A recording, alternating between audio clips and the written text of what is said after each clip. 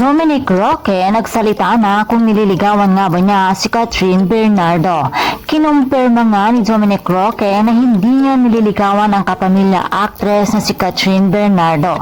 Sa isang post ng Showbiz Avenue Facebook page na may caption na Dominic Roque na niligaw nga ba kay Catherine Bernardo? Nagkomento naman dito si Dominic at ayon sa kanyang komento, kapatid ko po yan, bros. Kaya naman, wag nang bigyan pa ng mali siya kung sakaling makita magkasama ang dalawa.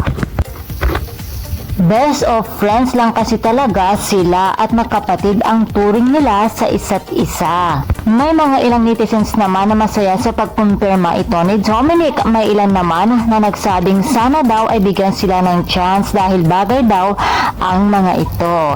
And for more showbiz update, please don't forget to like, share, and subscribe my channel. Thank you for watching.